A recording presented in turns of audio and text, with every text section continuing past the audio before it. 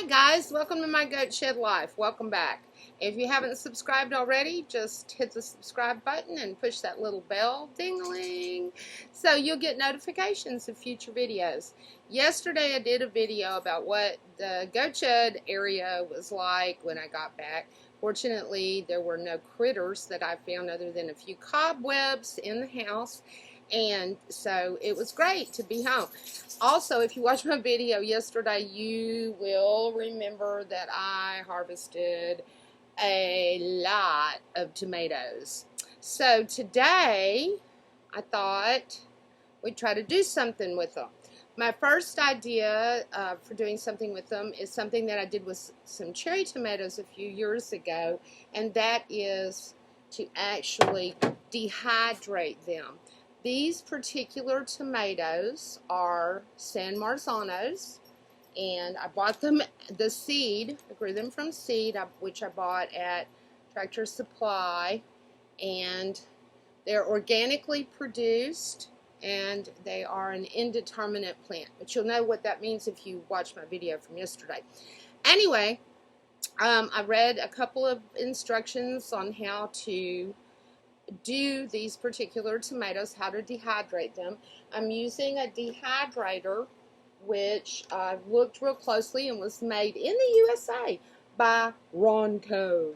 Remember good old Ronco? I do. There were commercials. Anyway, it consists of the heating element, and then there are 4 of these drying trays that fit on top. So, there, now you'll be able to see what I'm doing. And what the instructions said was, and I tried to choose tomatoes that were not real big so they wouldn't have a hard time drying. So I'm going to just cut them in half. And I really don't like that green thing at the end. So I am going to cut that off. And this is my scrap bowl. I'm going to cut that off. And oh, my t-shirt says, never have a bad day. My daughter, my middleest, makes these and has in the past sold them. I don't know if she's still doing that or not, but they are to remind us that there's always something to be happy about. Anyway, the instructions said I should remove the seeds. So I'm going to do so like that. And there may still be some seeds underneath there.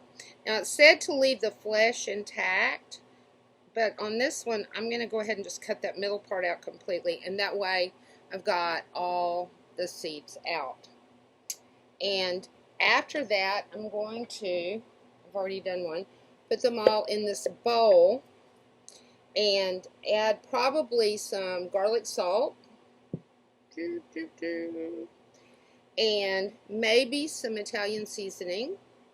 That sounds yummy. It also said that you could put a little bit of olive oil on there. I'm not sure how many it'll take to do a tray.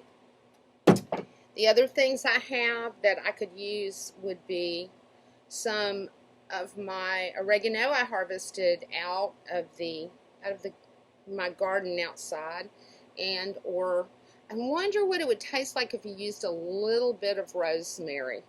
At any rate, again, I'm going to prep these tomatoes, and I'm not going to keep you while I do so, and we'll see how many it takes to actually fill up the tray.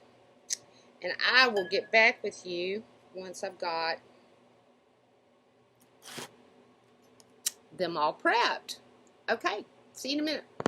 Okay, so I cut up some tomatoes. I cut up about 13, cutting them in half. I did cut up my oregano, and I did add this amount. That 1 stalk of rosemary. And I'm going to go ahead and add that in here and So everything in this bowl right now is organic. And I got to tell you, it's not that I worry about eating organic so much as I worry about growing organic. Don't ask me why, it's just a thing I have.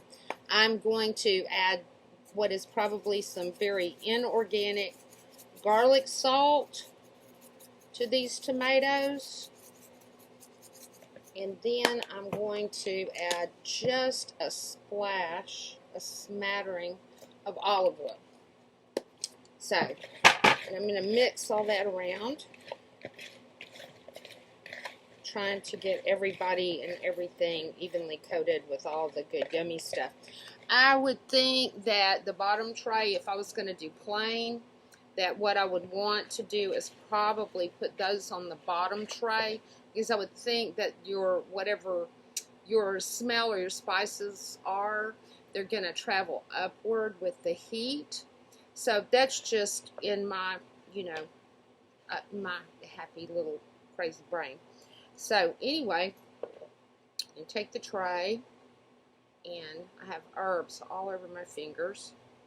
It says that you should put them a couple inches apart, and I'm probably setting them about an inch apart.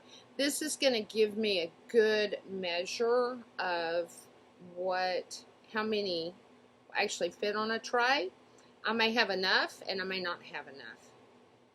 Get them all sitting on the tray.